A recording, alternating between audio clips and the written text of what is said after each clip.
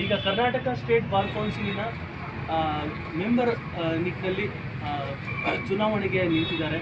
ಸಾಹೇಬರಿಗೆ ಒಳ್ಳೆಯದಾಗಲಿ ಅಂತ ಹೇಳ್ತಾ ಅವರು ಈ ಚುನಾವಣೆಗೆ ಗೆದ್ದು ಬರಲಿ ಅಂತ ನಮ್ಮ ಇಡೀ ವಕೀಲ ಸಮುದಾಯ, ಬೆಂಗಳೂರಿನ ವಕೀಲರ ಸಂಘ ಹಾಗೂ ಕರ್ನಾಟಕ ಸ್ಟೇಟ್ ಬಾರ್ ಕೌನ್ಸಿಲಿನ ಎಲ್ಲ ವಕೀಲರು ಪರವಾಗಿ ನಾರಾಯಣ ಸ್ವಾಮಿ ಅವರಿಗೆ ಒಳ್ಳೆಯದಾಗಲಿ ಅಂತ ನಮ್ಮ ಸಂಸ್ಥೆ ಪರವಾಗಿ ನಾನು ಕೇಳ್ಕೊತಾ ಇದ್ದೀನಿ. ಧನ್ಯವಾದ. ಸೊ ಸಾಹೇಬರು ಆಲ್ ಓವರ್ ಸ್ಟೇಟ್ ಓಡಾಡಬೇಕಾಗ್ತಾ ಇದೆ. ಸೊ ಹಾಗಾಗಿ ಅವರು ಈ ಕಾರ್ಯಕ್ರಮವನ್ನು ಸರಳ್ತಾ ಇದ್ದಾರೆ. Sir, thank you very much sir. ಇಷ್ಟು ಬಿಸಿ ಅಂತ ಬಂದಿದ್ರಿ. ಸರ್, 2 ನಿಮಿಷ. ನನಗೆ ಏನು ಮಾತಾಡಬೇಕು, ನಾನು ಈ ಥರ ಪ್ರೋಗ್ರಾಮ್ ಫಸ್ಟ್ ಟೈಮ್ ಅಟೆಂಡ್ ಮಾಡಿದ್ದೀನಿ. ಸಾವಿರಾರು ಪ್ರೋಗ್ರಾಮ್ ಅಟೆಂಡ್ ಮಾಡಿದ್ದೀನಿ. ಒಂದು ಆಫೀಸ್ ಹತ್ರ ಈ ಥರ ಒಂದು ಪ್ರೋಗ್ರಾಮ್ ಮಾಡ್ಬೋದು ಅಂತ ನೀವೇ ತೋರಿಸ್ತಾ ಇರೋದು ಅಂತ ಕಾಣಿಸುತ್ತೆ. ಎಲ್ಲ ಪ್ರೋಗ್ರಾಮ್ಗಳು ನಾನು ನೋಡಿದ್ದೀನಿ, ಎಷ್ಟೋ ಪ್ರೋಗ್ರಾಮ್ಸು ಲೈಕ್ ಅದನ್ನು ಬೇರೆ ಥರನೇ ಪೋರ್ಟ್ರೇ ಮಾಡಿ ಅಲ್ಲಿ ಜನ ಸೇರಿರೋದೇ ತುಂಬ ಕಡಿಮೆ ಇರ್ತದೆ. ಇಲ್ಲಿ ಜನ ಇದ್ದಾರೆ, ಬಟ್ ಪ್ರೋಗ್ರಾಮ್ ಇಷ್ಟು ಸಿಂಪಲ್ಲಾಗಿ ಈ ಥರ ಯಾಕೆ ಮಾಡ್ತಾ ಇದ್ದಾರೆ ನನಗೆ ವಿಚಾರ ಖಂಡಿತವಾಗಿಯೂ ಗೊತ್ತಿಲ್ಲ. ಬಟ್ ನಮ್ಮ ವಕೀಲರೊಬ್ಬರು ಏನೋ ಮಾಡ್ತಾ ಇದ್ದಾರೆ ಅಂದರೆ ಸಮಥಿಂಗ್ ಸಮಾಜಕ್ಕೆ ಏನೋ ಒಂದು ಒಳ್ಳೆ ರೀತಿಯಲ್ಲಿ ಏನೋ ಮಾಡೋಕ್ಕೆ ಹೊರಟಿದ್ದಾರೆ. ಅದಕ್ಕೆ ನಾನು ಸಪೋರ್ಟ್ ಮಾಡಬೇಕು ಅನ್ನಿಸ್ತು. ಸೊ ನಾನು ಮೈಸೂರಲ್ಲಿದ್ದೆ. ಸೊ ಅದು ಮುಗಿಸ್ಕೊಂಡು ನನಗೊಂದು 2 ಪ್ರೋಗ್ರಾಮ್ ಜೊತೆಗೆ ಇವತ್ತೊಂದು ಜಡ್ಜ್ ಒಬ್ರದ್ದು ಎಂಗೇಜ್ಮೆಂಟ್ ಇತ್ತು, ನನ್ನ ಜೂನಿಯರೇ ನನ್ನ ಆಫೀಸಲ್ಲಿ. ಸೊ ಅವ್ರದ್ದು ಅದನ್ನು ಮಾಡಿಬಿಡು, ಅದಕ್ಕೂ ಹೋಗಿ ಬಂದ್ಬಿಡೋಣ. ಬಟ್ ಇದಕ್ಕೆ ವೆರಿ ಇಂಪಾರ್ಟೆಂಟಾಗಿ ಇವ್ರಿಗೆ ಫೋನ್ ಮಾಡಿದೆ. ಅದಕ್ಕೆ ಏನೋ ಸಮಥಿಂಗ್ ಏನಪ್ಪ ಇದು ನೋಡೋಣ ಅಂತ ಜಸ್ಟ್ ಬಂದೆ. ಇಲ್ಲಿಗೆ ಬಂದ ಸ್ವಲ್ಪ ಸರ್ಪ್ರೈಸಿಂಗ್ ಫೀಲ್ ಆಯಿತು. ನನಗೆ ಖಂಡಿತ ಗೊತ್ತಿಲ್ಲ ಇದು ಏನು ವಿಚಾರವಾಗಿ ಲೈಕ್ ಸರ್ ಇದು ಲೀಗಲ್ ಏಡ್ ಸರ್ವಿಸಸ್ ಅನ್ನ ಪ್ರೋ ಬೋನೋ ಸರ್ವಿಸ್ ಮಾಡ್ತಾರೆ. ನಾನು ಬೆಂಗಳೂರು ಅಡ್ವೊಕೇಟ್ ಅಸೋಸಿಯೇಷನಲ್ಲಿ 2 ಸಲ ಎಲೆಕ್ಷನ್ ನಿಂತು ಗೆದ್ದಿದ್ದೀನಿ. 2 ಸಲ ಒಬ್ಬ ವೈಸ್ ಪ್ರೆಸಿಡೆಂಟ್ ಆಗಿ ಕೂಡ ವರ್ಕ್ ಮಾಡಿದ್ದೀನಿ. ಏಷ್ಯಾಗೆ ದೊಡ್ಡ ಅಸೋಸಿಯೇಷನ್ ಅಡ್ವೊಕೇಟ್ ಅಂತ ಅಸೋಸಿಯೇಷನ್ ನಾನೇ ಚಿಕ್ಕವನಾಗಿ ನಾನು 2 ಸಲ ಗೆದ್ದಿದ್ದು. ಜೊತೆಗೆ ಜೈ ಕರ್ನಾಟಕ ಆರ್ಗನೈಸೇಷನ್ ಮುತ್ತಪ್ಪ ಇವ್ರದ್ದು, ಅದರಲ್ಲಿ ಕೂಡ ಸ್ಟೇಟ್ ಲೀಗಲ್ ಸೆಲ್ ಪ್ರೆಸಿಡೆಂಟ್ ಆಗಿ ನಾವು ಲೈಫ್ ಟೈಮಲ್ಲಿ ಹಲವಾರು ಕಡೆ ಎಷ್ಟೋ ಕಡೆ ಹೋಗಿ ಲೀಗಲ್ ಏಡ್ ಪ್ರೋಗ್ರಾಮ್ಸ್ಗಳು ನಾವು ಕೂಡ ಮಾಡ್ತಿರ್ತೀವಿ. ಬಟ್ ನನ್ನ ಪ್ರಕಾರ ಸಮಾಜಕ್ಕೆ ಇವತ್ತು ಎಷ್ಟರ ಮಟ್ಟಿಗೆ ಉಪಯೋಗ ಕಾನೂನು ಅಂದರೆ, ಒಂದು ಟೈಮಲ್ಲಿ ಲಾಯರ್ ಆಗ್ತಾರೆ ಅಂತಂದರೆ ಅವ್ರ ಮನೆಗಳಲ್ಲಿ ಏನನ್ನೋರು ಅಥವಾ ಊರಲ್ಲಿರೋರನ್ನೇ ಅವ್ರು ಕೋರ್ಟಲ್ಲಿ ಎಷ್ಟೊಂದು ಜನ ಬಿದ್ದವ್ರೆ, ಅವ್ರಿಗೆ ಕೆಲಸ ಇಲ್ಲ, ಇವನು ಬರೋ ಲಾಯರ್ ಆಗ್ತಾನೆ ಅನ್ನೋ ಸ್ಥಿತಿ ಇತ್ತು. ಇವತ್ತು ಸ್ಥಿತಿ ಏನಿದೆ ಅಂದರೆ ಮನೆಗೊಬ್ಬರು ಲಾಯರ್ ಬೇಕು ಅನ್ನೋ ಸ್ಥಿತಿ ಇದೆ. ನನ್ನ ಪ್ರಕಾರ ಒಬ್ಬ ಡಾಕ್ಟರ್ ಜೀವಕ್ಕೋಸ್ಕರ ಹೋರಾಟ ಮಾಡಿದ್ರೆ ಒಬ್ಬ ಲಾಯರ್ ಜೀವನಕ್ಕೋಸ್ಕರ ಹೋರಾಟ ಮಾಡ್ತಾರೆ. ಯಾಕಂದರೆ ಇವತ್ತು ಎಂಥ ಸ್ಥಿತಿ ಇದೆ ಅಂದರೆ ಇವತ್ತು ಎಲ್ಲೋದ್ರೂ ಭ್ರಷ್ಟಾಚಾರ, ನೀಚ ರಾಜಕಾರಣಿಗಳು, ಭ್ರಷ್ಟ ಅಧಿಕಾರಿಗಳ ಮಧ್ಯೆ ನಾವು ಬದುಕ್ತಾ ಇದ್ದೀವಿ. ಎಲ್ಲೋದ್ರೂ ಮೋಸ, ಕಸ ಹೊಡೆಯೋದ್ರಿಂದ ಹಿಡಿದು ಹಾಸ್ಪಿಟಲಿಂದ ಹಿಡಿದು ಯಾವ ಆಫೀಸ್ಗೆ ಹೋದ್ರೂ ಕೂಡ ಭ್ರಷ್ಟಾಚಾರ ತುಂಬಿ ತಾಂಡವಾಡ್ತಾ ಇದೆ. ನಾನಂತೂ ಅದ್ರ ವಿರುದ್ಧವಾಗಿ ನಾನು 1000 ಜನ, ನಾನು ಎಷ್ಟೋ ಕೇಸ್ಗಳಲ್ಲಿ ನಾನು ಅದನ್ನು ಮಾತಾಡ್ಬೇಕಾದ್ರೆ ನಾನು ಹೇಳ್ತಾನೆ ಇರ್ತೀನಿ. ನಾನು ನೀವು ನೋಡಿರ್ತೀರಾ ಇವನ್ ದರ್ಶನ್ ಕೇಸಲ್ಲೂ ನಾನು ಮಾತಾಡ್ಬೇಕಾದ್ರೆ ನೋಡಿರ್ತೀರಾ. ನನ್ನ ಜೀವನದಲ್ಲಿ ಯಾವ ಥರ ಅಧಿಕಾರಿಗಳು ಯಾವ ಥರ ಆಗೋಗಿದ್ದಾರೆ ಇವತ್ತು ಅಂದರೆ, ಹಣ ಅಧಿಕಾರಕ್ಕೋಸ್ಕರನೇ ಇವತ್ತೆಲ್ಲ ಕೆಲಸ ಮಾಡ್ತಾರೆ. ಸಮಾಜಕ್ಕೆ ಸೇವೆ ಮಾಡಬೇಕು ಅಂತ ಖಂಡಿತವಾಗಿಯೂ ಮ್ಯಾಕ್ಸಿಮಮ್ ಆಫ್ ದ ಪೀಪಲ್ ಅವರೆಲ್ಲ ಹಣದ ಮೇಲೆ ನಿಂತ್ಕೊಂಡ್ಬಿಟ್ಟಿದ್ದಾರೆ. ಸೊ ಇಂಥದ್ರ ಮಧ್ಯ ಕಾನೂನಿನ ತಿಳುವಳಿಕೆ ಬಹಳ ಇಂಪಾರ್ಟೆಂಟ್. ಕಾನೂನಿನ ತಿಳುವಳಿಕೆ ಪ್ರತಿಯೊಬ್ಬರಿಗೂ ಇಂಪಾರ್ಟೆಂಟ್. ಯಾಕಂದರೆ ಇಲ್ಲ ಅಂದ್ರೆ ಏನಾಗುತ್ತೆ, ಇವತ್ತು ನಿಜ ಹೇಳ್ತೀನಿ, ಒಂದು ತಿಳ್ಕೊಳ್ಳಿ, ಜಾತಿಯಿಂದ ತುಳಿತಾ ಇಲ್ಲ. ನೀವು ಅಂದ್ಕೊಳ್ತಾ ಇರ್ತೀವಿ ಇವತ್ತು ಅದೆಲ್ಲ ಒಂದು ಟೈಮಲ್ಲಿ ಇತ್ತು, ಜಾತಿ ನೋಡ್ಕೊಂಡು ತುಳಿಯೋರಿದ್ರು.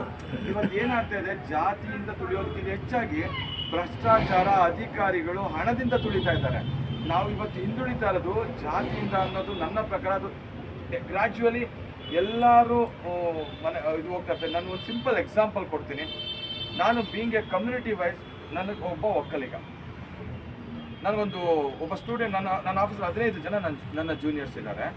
ಒಂದು ಇಬ್ಬರು ಇಂಟರ್ನ್ಶಿಪ್ ಮಾಡೋಕ್ಕೆ ನನ್ನ ಆಫೀಸಲ್ಲಿ 100 ಜನ ಹುಡುಗರು ಬಂದು ಹೋಗಿದೆ. ಅದು ಒಂದು ಹುಡುಗನ ಕರ್ಕೊಂಬಂದ. ಅಣ್ಣ ಇವನು ಅಪ್ಪ ಅಮ್ಮ ಇಲ್ಲ, ಆತನಿಗೆ ಅವನು ಲಾ ಓದಬೇಕು ಅಂತ ಆಸೆ ಇದೆ, ಅವನಿಗೆ ಸ್ವಲ್ಪ ನೀವು ಓದಿಸ್ಬೋದಾ ಅಥವಾ ಇರೋಕ್ಕೆ ಜಾಗ ಕೊಡ್ಬೋದಾ ಅಂತ. ಸರಿ ಕರ್ಕೊಂಡು ಬಾ ಅಂತೇಳಿ ನಾನು ಎಲ್ಲೋ ನಮ್ಮ ಸೆಕ್ಯೂರಿಟಿ ಮನೆಯಲ್ಲೋ ಎಲ್ಲ ಇಡ್ಸೋಣ ಅಂತೇಳಿ ಕರೆಸ್ದೆ. ಕರ್ಸಿದ್ಮೇಲೆ ಅನ್ನಿಸ್ತು, ಈ ಹುಡುಗ ಓದ್ತಾನಲ್ಲ ಪಾಪ, ಅವ್ನು ಹೆಂಗೆ ಸೆಕ್ಯೂರಿಟಿ ರೂಮಲ್ಲಿ ಇರು ಅಂತ ಹೇಳೋದು ಅಂತ. ಕೊನೆ ನಮ್ಮ ಮನೇಲೇ ರೂಮ್ಸ್ ಇದೆ, ನಮ್ಮ ಮನೆ ಒಂದು 11 ರೂಮ್ ಇದೆ, ಅದ್ರ ಒಂದು ರೂಮ್ ಅವನಿಗೆ ಕೊಟ್ಟು ನಮ್ಮ ಮನೇಲೇ ಇರಪ್ಪ ಅಂತ ಹೇಳಿದೆ. ಆತ actually belong to SC community. Okay, ನಾನು ಒಕ್ಕಲಿಗ, ನನಗೆ ಜಾತಿ ಇಲ್ಲ. I am not belong to ನಾನು ಎಲ್ಲರ ಜೊತೆ ಪ್ರೀತಿ. ನನ್ನ ಫ್ರೆಂಡ್ಸ್ ಎಲ್ಲ ಬ್ರಾಹ್ಮಣರು, ಲಿಂಗಾಯತರು, ಗೌಡ್ರು, ಎಲ್ಲ ಕಮ್ಯುನಿಟಿಯವರು ಇದ್ದಾರೆ. ಸೊ ಅವ್ರಿಗೂ ನಮ್ಮನೆಯಲ್ಲೇ ಇದ್ಕೊಂಡು ನಮ್ಮನೇಲೇ ಇರ್ತಾನೆ, ನನಗೆ ಕಾಫಿ ಮಾಡ್ಕೊಡೋದು ಅವನೇ. ನನಗೆಲ್ಲ ಬೆಳಿಗ್ಗೆ ಹೊತ್ತು ನನ್ನ ನೋಡ್ಕೊಳ್ಳೋದು ಒಂದೊಂದ್ಸಲ ನನಗೆ ಪ್ರತಿಯೊಂದನ್ನು ನೋಡ್ತಾನೆ. ನನ್ನ ಜೊತೆಲಿ ಮುಸ್ಲಿಂ ಹುಡುಗ ನನ್ನ ಗಾಡಿ ಓಡಿಸ್ತಾನೆ, ನನ್ನ ಜೊತೆಗಿರ್ತಾನೆ, 15 ವರ್ಷದಿಂದ ಇದ್ದಾನೆ. ಎಲ್ಲ ಧರ್ಮದವರು ನನ್ನ ಜೊತೆಗಿದ್ದಾರೆ. ನನ್ಗನ್ಸಿದ್ದು ಸರ್, ಇವತ್ತು ಜಾತಿ ವ್ಯವಸ್ಥೆ ಕಡಿಮೆ ಆಗ್ತಾ ಇದೆ, ಇಲ್ಲ ಅಂತ ನಾನು ಹೇಳೋಕ್ಕೆ ಇಷ್ಟಪಡಲ್ಲ. ಅಲ್ಲೊಂದು ಇಲ್ಲೊಂದು ಇದೆ. ಇವಾಗ ನಾನೇನೆ ಒಂದು ಹುಡುಗನ್ನ ಕರ್ಕೊಂಬಂದು ನಮ್ಮನೆಯಲ್ಲೇ ಅನ್ಯ ಜಾತಿ ಅಂತ ಗೊತ್ತಿದ್ರು ನಂಗೆ ಜಾತಿನ ತಲೆಗೆ ಬರ್ತಾನೆ ಇಲ್ಲ. ಬಟ್ ನನ್ನನ್ನು ಯಾವುದೇ ಒಂದು ವಿಚಾರ, ಯಾವುದೇ ಒಬ್ಬ ವ್ಯಕ್ತಿಗಳನ್ನ ನಾನು ಎಲ್ಲ ಕಡೆ, ನಾನು ಎಷ್ಟೋ ಸಲ ಈ DSS ಅವರು ಇವರು ಎಲ್ಲ ಪ್ರೋಗ್ರಾಮ್ ಕರೆದಾಗ ನಾನು ಹೇಳ್ತೀನಿ, ರೀ ಅಂಬೇಡ್ಕರ್ನ ಯಾಕ್ರಿ ಒಂದು ಜಾತಿಗೆ ಹೋಲಿಸ್ತೀರಾ? ಅಂಬೇಡ್ಕರು ಇದಕ್ಕೆ ಸಮಾಜಕ್ಕೆ ಒಬ್ಬ ನಾಯಕ ರೀ ಅಂತ ಹೇಳ್ತಿರ್ತೀನಿ. ಯಾಕೆ ಹೋಲಿಸ್ತೀರಾ? ಅಂಬೇಡ್ಕರ್ನ ಓದಿಸಿದ್ದು ಒಬ್ಬ ಬ್ರಾಹ್ಮಣ, ಅಂಬೇಡ್ಕರ್ನ ಓದಿಸಿದ್ದು ಅವಳನ್ನ 2ನೇ ಹೆಂಡತಿ ಬ್ರಾಹ್ಮಣರು, ಡಾಕ್ಟ್ರು. ಜಾತಿಯಿಂದ ಯಾವುದೇ ವ್ಯಕ್ತಿಯನ್ನ ಒಬ್ಬ ನಾಯಕನನ್ನಾಗಿ ನೋಡೋದು ನಾನು ವಿರೋಧ ವ್ಯಕ್ತಪಡಿಸ್ತೀನಿ. ಅದು ಯಾರು ಬೇಕಾದರೂ ಆಗಿರ್ಬೋದು, ಯಾವ ವ್ಯಕ್ತಿಯನ್ನು ಬೇಕಾದ್ರೂ ಆಗ್ಬೋದು. Doctor Rajendra for example, Ambedkar ಅವರು ಕರಡು ಸಮಿತಿ ಅಧ್ಯಕ್ಷರಾದಾಗ ರಾಜೇಂದ್ರ ಪ್ರಸಾದ್ ಅವರು ಯಾವ ಜಾತಿ? ಅವರು ಎಲ್ಲ, ಆಮೇಲೆ ಅದು ಇದ್ದಂಥ 7 ಜನ ಬೇರೆ ಬೇರೆ ಜಾತಿಯವರು, ಅದು ಅವ್ರನ್ನ ಅಧ್ಯಕ್ಷರನ್ನಾಗಿ ಮಾಡ್ತಾರೆ. ನಾನು ಹೇಳೋದಕ್ಕೆ ಏನು ಹೇಳಕ್ಕೆ ಬರ್ತೀನಿ ಅಂದರೆ, ಇವತ್ತು ನಾವು ನಿಜವಾಗ್ಲೂ ಹಿಂದುಳಿತಾ ಇರೋದು, ಇವತ್ತು ನಮ್ಮನ್ನ ಜನ ಅಮುಕ್ತಾ ಇರೋದು ಜಾತಿಯಿಂದ ಅನ್ನೋದಕ್ಕಿಂತ ಹೆಚ್ಚಾಗಿ ಹಣದಿಂದ, ಅಧಿಕಾರದಿಂದ. ಇದೇ ಸತ್ಯ. ಈ ಜನ ಒಪ್ಕೊಂಡ್ರೆ ಸೊ ನಾನು ಆಮೇಲೆ ಇವತ್ತು ಎಷ್ಟೋ ಜನ ನಾವು ಒಕ್ಕಲಿಗರು ಜಾತಿಯ ನಾಯಕರು, ಬ್ರಾಹ್ಮಣ ಜಾತಿಯ ನಾಯಕರು, ಲಿಂಗಾಯತ ಜಾತಿಯ ನಾಯಕರು, ಅನ್ಯ ಬೇರೆ ಬೇರೆ ದಲಿತ ಜಾತಿಯ ನಾಯಕರು, ಆ ಜಾತಿಯ ನಾಯಕರು ಅವ್ರು ಸಖತ್ತಾಗಿ ತುಂಗ್ರ ಚೈನ್ ಹಾಕ್ಕೊಂಡಿರ್ತಾರೆ. ಅದು ಯಾರು ಬೇಕಾದ್ರೂ ಆಗ್ಬೋದು. ಎಲ್ಲ ಜಾತಿಯ ನಾಯಕರುಗಳು ಎಲ್ಲೋದ್ರೂ ಆ ಜಾತಿಗೆ ಸಂಬಂಧಪಟ್ಟಂಥ ಬಡವರಾಗೇ ಇದ್ದಾರೆ. ಸೊ ನಾಯಕರಾಗೇ ಇದ್ದಾರೆ. ಸೊ ಅದು ಹೆಂಗಾಗ್ತಿದೆ ಅಂದರೆ, ತೋರ್ಪಡಿಕೆಗೋಸ್ಕರ ನಾಯಕರಾಗಬಾರ್ದು. ಆ ಧರ್ಮ, ಆ ಒಂದು ಸಮುದಾಯವನ್ನು ಮೇಲೆ ಎತ್ತಿ ಹಿಡಿಯೋಕ್ಕೋಸ್ಕರ ನಾಯಕರಾಗಬೇಕು. ಇವತ್ತು ನಾನು ಅದನ್ನು ಯಾವಾಗಲೂ ಅನ್ಕೊತಿರ್ತೇನೆ. ಸೊ ಹಂಗಾಗಿ ಯಾವುದೇ ಒಂದು ಸಮಾಜ ಸರ್ 10 ಜನನ 50-20 ಜನ ನಾವು ಸಮಾಜ 200 ಜನನ 2000 ಜನ ಸೇರಿಸ್ಕೊಂಡು ಕಾರ್ಯಕ್ರಮ ಮಾಡೋದಲ್ಲ. ನನ್ನ ಪ್ರಕಾರ this is very good, very productive program. So 20 ಜನಕ್ಕೆ ನಮ್ಮಿಂದ ಒಳ್ಳೇದಾಗಲಿ, 20 ಜನಕ್ಕೆ ನಾವು 20 ಜನಕ್ಕೆ ಆಗಿಲ್ಲ ಕಡೆ ಪಕ್ಷ ಇಬ್ಬರು ಒಳ್ಳೇದಾಗಲಿ. ಸಮಾಜಕ್ಕಂತೂ ನಾವು ನಮ್ಮ ಲಕ್ಷ್ಯ ನನಗೊಂದು ಮಾತು ಹೇಳೋರು, ರಾಜಕಾರಣದಲ್ಲಿ ಏನಂದರೆ ಇರೋರೆಲ್ಲ ಕೆಟ್ಟವರು, ಅದ್ರ ಕಡಿಮೆ ಕೆಟ್ಟವ್ರು ನೋಡ್ಕಪ್ಪ ಅಂತ. ಇರೋರೆಲ್ಲ ಕೆಟ್ಟವರು, ಅದು ಕಡಿಮೆ ಕೆಟ್ಟವ್ರು. ನೆನ್ನೆ ನಾನು ಒಂದು ಇಂಟರ್ವ್ಯೂ ಹೇಳ್ತಾ ಇದ್ದೆ. ನಾನು ಧರ್ಮಸ್ಥಳದ ಕೇಸಲ್ಲಿ ಕೂಡ ನಾನು ಅಡ್ವೊಕೇಟ್ ಕೆಲವೊಂದು ಕೇಸಲ್ಲಿ ಆದರೂ ನಾನು ಒಂದು ಇಂಟರ್ವ್ಯೂ ನಾನು ಅದೇ ಹೇಳ್ತೇನೆ, ಈ ರಾಜಕಾರಣಿಗಳೆಲ್ಲ ಭ್ರಷ್ಟರೆ, ಅದ್ರ ಕಡಿಮೆ ಭ್ರಷ್ಟ ನೋಡ್ಕೊಂಥ ಸ್ಥಿತಿ ಇರೋದು ನಮಗೆ ಅಂತ. ನಾನು TV ಓಪನ್ ಸ್ಟೇಟ್ಮೆಂಟ್ ನಾನು ಅದೇ ಕೊಟ್ಟಿದ್ದು. ನಾನು ಭ್ರಷ್ಟ ಅಲ್ಲ ಅಂತ ಯಾವ ರಾಜಕಾರಣಿ ಬಂದು ನನಗೆ ಕೇಳ್ತಾನೆ, ಆ ಗ್ಯಾರಂಟಿ ನನಗೆ ಅವ್ರು ಕೇಳಲ್ಲ, ಯಾಕಂದ್ರೆ ಅದು ಆಗಲ್ಲ. ಅದಕ್ಕೆ ಹೇಳ್ದೆ, ಯಾರು ಹೇಳಲ್ಲ, ಆಲ್ಮೋಸ್ಟ್ ಆಲ್ 99.99% ಕರೆಕ್ಟ್.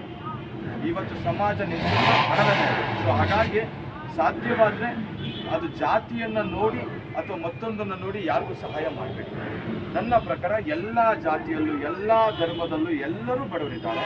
ಸೊ ಬಡತನದಲ್ಲಿದ್ದಾರೆ, ಎಲ್ಲರೂ ಶೋಷಣೆಯಲ್ಲಿದ್ದಾರೆ. ಎಲ್ಲರ ಪರವಾಗಿ ನಾವು ಧ್ವನಿ ಎತ್ತಾ ಇರಬೇಕು. ಅದೇ ನಿಜವಾಗ್ಲೂ ಒಟ್ಟಿನ ಕರ್ತವ್ಯ ಅಂತ ನಾನು ಭಾವಿಸ್ತೀನಿ. ಜಾತಿ ನೋಡಿ ಫೀಸ್ ಫಿಕ್ಸ್ ಮಾಡೋಕ್ಕಾಗಲ್ಲ, ಜಾತಿ ನೋಡಿ ಸಹಾಯ ಮಾಡೋಕ್ಕಾಗಲ್ಲ. ಸೊ ಕಷ್ಟದಲ್ಲಿರೋರಿಗೆ ನಾವು ಸಹಾಯ ಮಾಡೋಣ. ನಮ್ಮ ಕೈಯಲ್ಲಿ ಶಕ್ತಿ ಮೀರಿದ್ದು ಒಬ್ಬ ಲಾಯರಾಗಿ ಮುಂದಿನ ದಿನಗಳಲ್ಲಿ ಸರ್ ನನ್ನ ಅನಿಸಿದ ಪ್ರಕಾರ ಲಾಯರ್ಗಳಲ್ಲಿ ಇವತ್ತು ಸ್ವತಂತ್ರ ತಂದುಕೊಟ್ಟಂಥವರಿಂದ ಹಿಡಿದು ಕಾನ್ಸ್ಟಿಟ್ಯೂಷನ್ ಮತ್ತು ಅಂಬೇಡ್ಕರಿಂದ ಹಿಡಿದು ಮಹಾತ್ಮ ಗಾಂಧಿ, ಲಾಲ್ ಬಹದ್ದೂರ್ ಶಾಸ್ತ್ರಿ ಎಲ್ಲ ಇವತ್ತಿನ ಪ್ರೆಸೆಂಟ್ CM ಇಂದ ಹಿಡಿದು ಲಾಯರ್ಗಳು. ಸಮಾಜನ ನಾವೇನಾದರೂ ಈ ಸಮಾಜವನ್ನು ಸರಿಯಾದ ದಾರಿಯಲ್ಲಿ ತಗೊಂಡೋಗಕ್ಕೆ ಸಾಧ್ಯ ಇರೋದು ಲಾಯರ್ಗಳಿಗೆ ಮಾತ್ರ ಸಾಧ್ಯ.